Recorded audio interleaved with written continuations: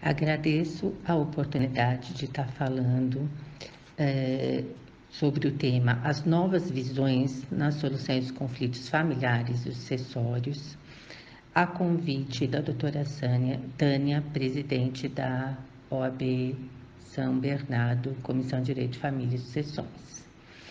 E nesse bate-papo, eu vou falar com os colegas sobre o papel e a postura do advogado na gestão de conflitos, visando a construção de um consenso mais humanizado, utilizando as habilidades e competências para ajudar seus clientes a conhecer os vários caminhos de resolução de conflitos, para que eles possam fazer a escolha do seu melhor caminho a seguir, objetivando a satisfação de nossos clientes.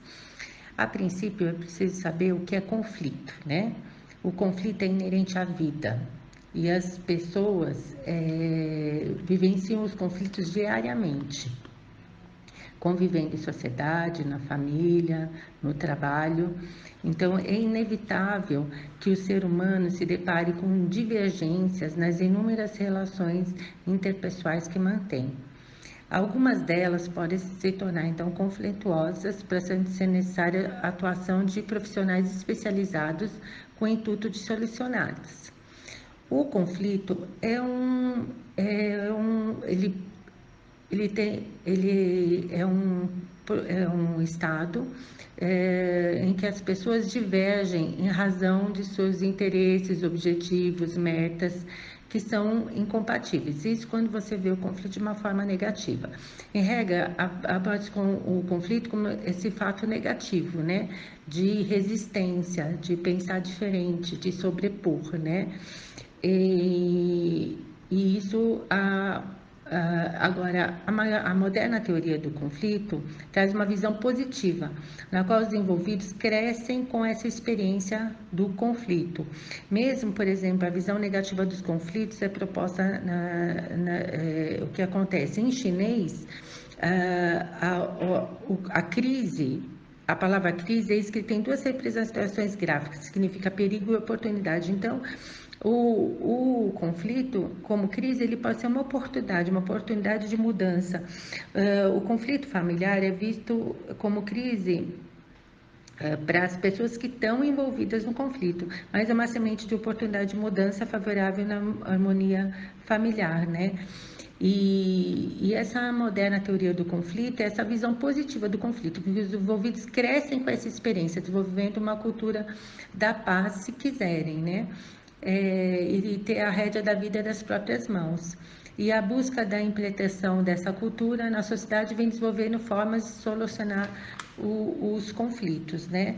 Então, vai em várias formas de solucionar esses conflitos. E o conflito, quando é administrado positivamente, então é um desafio e a possibilidade de mudança para melhor, né? E pode ser construir bons relacionamentos apesar da vivência dos conflitos e das divergências. Saber lidar com as perspectivas de uma forma mais humanizada, com nova visão por parte do advogado em relação ao conflito, faz toda a diferença. A grande arte é saber lidar com os conflitos para que eles possam se transformar em aprendizados. Como o advogado pode ajudar os seus clientes a entender os conflitos, né? Então, pode existir a habilidade de lidar com os conflitos. De que forma, né? Então, tem uma forma que é dialogar. Então, o importante é entender o que é o diálogo. O diálogo é uma forma de resolver os conflitos pelo diálogo. O que é o diálogo? Conversar, participar, compreender, escutar e ser escutado. Não é ouvir pelo ouvido e sair pelo outro. É escutar e ser escutado. É uma escuta ativa, uma escuta empática, que eu vou falar mais um pouquinho. E isso é o diálogo. É fácil dialogar? Não é fácil. Mas é uma das formas a primeira forma de resolver os conflitos é através disso. E também essa escuta tem que ser uma escuta com foco, então ativa, empática e com foco, né? Então o que acontece? Uma pessoa apresenta seus entendimentos, suas percepções, sensações, entendimentos sobre determinada situação. A outra pessoa vai escutar essas percepções, sensações e entendimentos e ideias. E as duas pessoas vão, com um diálogo com qualidade, conteúdo e profundidade, vão juntas construir um entendimento, participar, uma compreensão do que está sendo falado e vão construir algo, uma forma satisfatória de resolver aqueles conflitos ganha-ganha, de ganho mútuo. E a segunda forma de resolver os conflitos é a discussão, que seria o ataque, a defesa, o certo, o errado. E não existe a escuta e os ânimos ficam aflorados e essa é uma forma e vai muitas vezes para o âmbito litigioso e adversarial, né? E, na verdade, pelo diálogo, que é a primeira forma de resolver os conflitos, não, é uma forma autocompositiva, de não adversarial de resolver os conflitos. E a terceira forma seria deliberar um caminho ou outro, mas para você saber que caminho a seguir, você tem que conhecer na gestão de conflitos todos os caminhos que você tem para você poder escolher qual é o melhor caminho, né? E no diálogo também você, na escuta ativa e empática, você vai escutar, pensar, refletir para depois falar e saber o que falar também, né? E é possível resolver os conflitos, então eu acredito que é possível resolver os conflitos por conversa. Então, advogado em formação em desenvolvimento de habilidades, competências e estudos em gestão de conflitos, ele desenvolve essa forma de ajudar os seus clientes nesse sentido, de resolver os conflitos pelo diálogo, e de acordo com o caminho que o cliente escolher para resolver os seus conflitos, porque o cliente ele é protagonista da própria história, ele tem a vida nas próprias mãos, então ele tem que saber que caminho ele vai seguir. Então, o advogado ele explica todos os caminhos para o cliente poder escolher o melhor caminho que vai seguir, né? E muitas vezes no processo litigioso, certo ou errado, que o juiz vai decidir e tudo mais, as pessoas não saem satisfeitas no final. Quem ganha não sai satisfeito, quem perde também não sai. E o conflito, e a relação não é transformada, e o conflito também não é resolvido, né? E o advogado, ele pode trabalhar na mediação, né? Então, o advogado, no papel do advogado na mediação, ele vai dar as orientações jurídicas para o seu cliente e vai formalizar o acordo no final. E o advogado também, mas isso tem que entender depois o que é a mediação, que eu vou explicar, né, para quem não entende, né, que é a mediação, a função do mediador, como os advogados devem se comportar na mediação e tudo mais, né, como que cobra isso e tudo mais, eu vou explicar tudo isso. E como é o procedimento, né, vou explicar tudo isso. Então, tem uma forma que é essa, que é o advogado trabalhar na mediação, né? E a outra forma é o advogado pode trabalhar na arbitragem, né? Onde um terceiro imparcial escolhido pelas partes tem o papel de decidir, ele é especialista naquela matéria que ele vai decidir e é emitida uma sentença arbitral, essa sentença arbitral é um título executivo judicial, né? Irrecorrível. E o advogado também pode estar na conciliação, né? Participar da conciliação, onde o terceiro imparcial vai auxiliar as partes a fazer um acordo, sendo facultado esse terceiro na conciliação, ele vai ajudar as partes a fazer o acordo, fazer sugestões, e o advogado pode estar presente também na conciliação. E o advogado pode estar presente também na advocacia colaborativa, né? Então, a advocacia colaborativa é uma nova forma de resolução extrajudicial, né, para os conflitos familiares, na qual uma equipe multidisciplinar trabalha junto, né, com advogado de uma parte, advogado de outra parte, equipe multidisciplinar, escolhida de acordo com a necessidade de cada caso, de cada família que está com os conflitos para serem resolvidos, né? Cuidando dos aspectos jurídicos, emocionais, comunicacionais, financeiros do conflito, né? E existe o Instituto Brasileiro de Práticas Colaborativas, né? Que tem um site até sobre isso.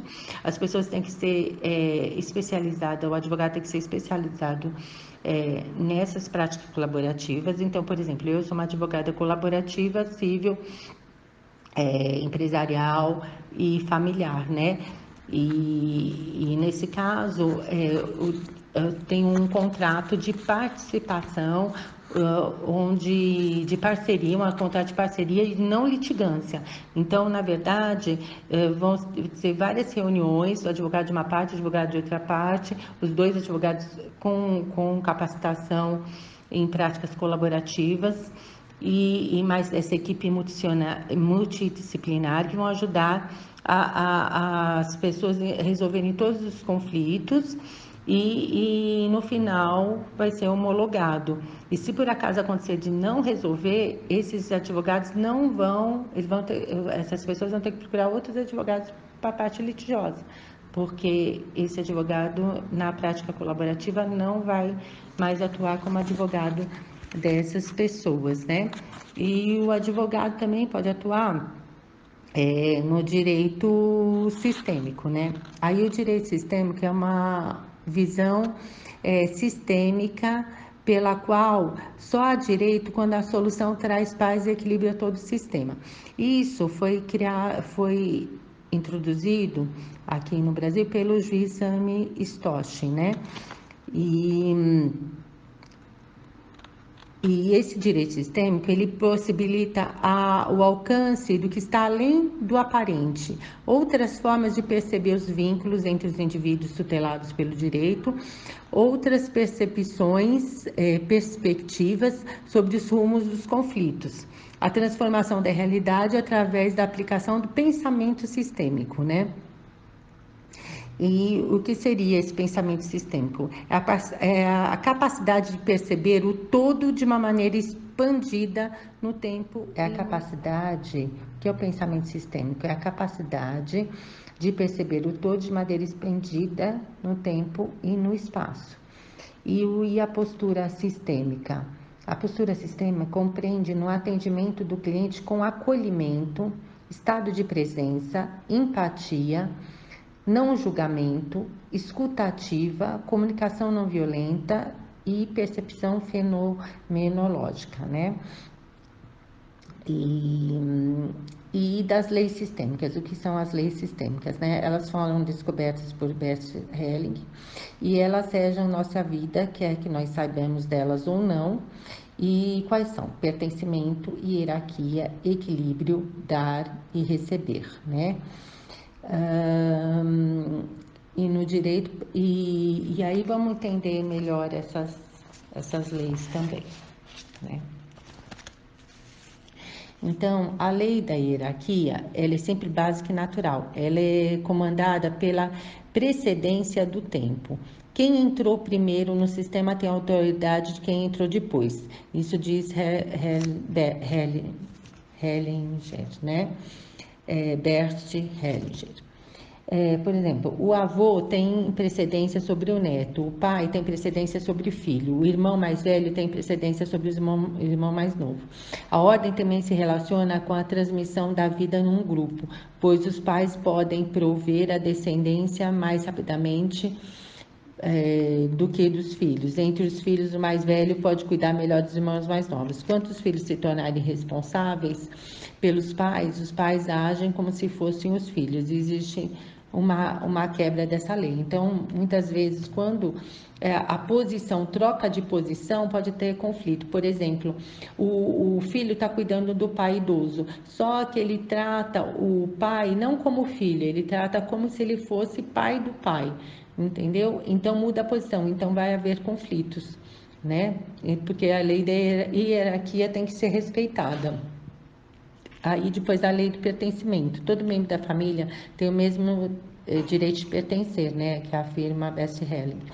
Ao descrever um vínculo na própria família, é o nosso desejo mais profundo dentro do sistema familiar. Todos devem ser protegidos da mesma forma.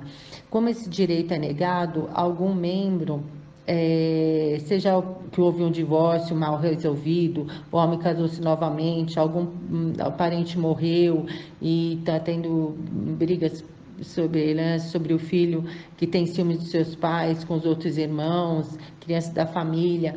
A lei desrespeitada, a energia dessa exclusão vai atuar causando efeito colateral em todo o sistema familiar. Então, a lei de pertencimento diz que não pode ter exclusão de ninguém, que sempre tem que ter inclusão. Aconteça o que acontecer, tem que ter inclusão. Então, é justamente o que eu falo sempre, é promover a cultura da inclusão, né? E não da exclusão. Essa é a lei do pertencimento para que não haja conflitos. E a lei do equilíbrio, né, do dar e receber. Onde houver pessoas em relacionamento, as trocas entre elas devem ser equilibradas. Beth Helling também diz isso, né? O que dá e o que recebe conhecem a paz, se dar e o receber forem equivalentes. As pessoas humanas tendem a buscar responsabilidade e compensação. Quando recebemos algo de alguém, ficamos devedores e procuramos oportunidade também de dar algo. Com a conta equilibrada, as pessoas estão livres de continuar e se relacionar ou não. Quando há desequilíbrio nessas trocas de dar e receber, seja porque um tem muito a dar e o outro não tem ou não sabe retribuir, a lei foi quebrada. Um dos lados se sente pressionado a se afastar ou sair do relacionamento. Esta lei só encontra exceção na parte de pais e filhos, nas quais os pais dão tudo para os filhos e os filhos não retribuem. A compensação acontecerá quando os filhos se tornarem com os pais. Então, darão aos filhos sem receber em troca ou contribuírem com seu trabalho e sua obra para o bem-estar do todo, fazendo algo de bom para a sociedade. Então, é a lei do equilíbrio, do dar e o receber. Sempre tem que, se não tem, vai ter o conflito. A única exceção é dos pais, né? E muito importante a linguagem de comunicação, que é o pressuposto da comunicação. É impossível não se comunicar. Toda comunicação implica comprometimento, responsabilidade. Então, o emissor dá uma mensagem, o receptor recebe. Então, não pode ter falha, ruídos de comunicação. Então, a fala fala com as percepções, sensações, entendimentos, ideias. O outro tem que ter uma escuta ativa, empática, para poder escutar, refletir e depois falar, né? Essa escuta ativa dinâmica da comunicação com a identificação dos elementos internos, que é as motivações, os fatores emocionais, o que está atrás, a atenção do modo que está sendo comunicado, entendimento dos reais desejos, o que está atrás, consciente ou inconsciente, que está atrás daquela fala, daquelas motivações daquela fala, né? Sem juízo de valor, sem julgamento, sem interpretações ou conclusões, considerando o desabafo daquela pessoa que fala e precisa ser ouvida naquela que está incomodando e tirando a paz, né? E quando alguém realmente o escuta sem julgá-lo, sem assumir realmente a responsabilidade por você, sem tentar moldá-lo, é muito bom. Quanto sinto que fui ouvido e escutado, consigo perceber meu mundo de uma maneira nova e ir em frente. Carlos Rawls, né? E isso é muito importante. Inclusive, eu queria comentar com vocês também a escutatória, que traz uma visão sábia muito pertinente para os dias de hoje, né? Sempre que vejo anunciado sobre oratória, nunca vi anunciando o curso de escutatória. Todo mundo quer aprender a falar, ninguém quer aprender a ouvir. Pensei em oferecer o curso de escutatória, mas acho que ninguém vai se matricular. Parafraseio o Alberto Caeiro: não é bastante ter ouvidos para ouvir o que é dito, é preciso também que haja silêncio dentro da alma. Daí a dificuldade, a gente não aguenta ouvir o que o outro diz sem logo dar um palpite melhor, sem misturar o que ele diz com aquilo que a gente tem a dizer. Não basta o silêncio de fora, é preciso o silêncio de dentro, ausência de pensamentos. E aí, quando se faz o silêncio dentro, a gente começa a ouvir coisas que não ouvia. Eu comecei a ouvir. Fernando Pessoa conhecia a experiência e se referia a algo que se ouve nos interstícios das palavras, no lugar onde não há palavras. Somos todos olhos e ouvidos. Então, nós temos 2 olhos para ampliar a visão e 2 ouvidos para escutar melhor e não ouvir para um ouvido sair pelo outro. Comunhão é quando a beleza do outro e a beleza da gente se juntam num contraponho. É tempo de renovar. É chegado o momento, não temos mais o que esperar. Ouçamos o humano que habita em cada um de nós e clama por nossa humanidade, nossa solidariedade, e teima nos falar e nos fazer ver o outro que dá sentido, a razão do nosso existir, sem o qual não somos e jamais seremos humanos na expressão da palavra. Esse texto chama Escutatória, de Rubens Alves. E outra coisa também que eu queria comentar, a vida é a arte do encontro, embora haja tantos desencontros pela vida, Vinícius de Moraes. Então, na verdade, estamos num tempo que nós temos que se promover a cultura do diálogo, a cultura do encontro, a cultura da inclusão, para que possamos resolver, ampliar nossa visão para ajudar os nossos clientes a resolver seus conflitos e resolvermos também os nossos próprios conflitos. E para isso também ajuda muito a comunicação não violenta. O que é comunicação não violenta? A comunicação não violenta, eu vou dar umas dicas para vocês da comunicação não violenta, que é observar o que está acontecendo entre as pessoas que estão em conflito, ataque, defesa e não estão se entendendo, sem julgar, sem interpretação. O sentimento, falar do fato em si sem nenhum adjetivo e sem nenhum julgamento, sem nenhuma interpretação, e falar dos seus sentimentos com a atitude da outra pessoa. Então, ajudar. A necessidade, falar, a violência, o que é? Marshall, que escreveu o livro Comunicação Não Violenta, ele diz que a violência é uma necessidade não suprida. Então, quando a necessidade não é suprida, vai ter a violência. E a violência também é quando a pessoa não se sente escutada. Por isso que é tão importante a escuta ativa, com foco, com empatia, porque a violência vem, a pessoa grita porque se sente longe, o coração está longe, então por isso que ela grita. E a violência é justamente isso. A necessidade é a expressão trágica da necessidade não suprida, né? Então, cada um tem as suas necessidades, ver a sua necessidade, ver a necessidade do outro e fazer um pedido realizável, construído os dois protagonistas no mesmo nível, tentar construir um melhor solução para o conflito que está causando mal-estar, para voltar à pacificação das pessoas, né?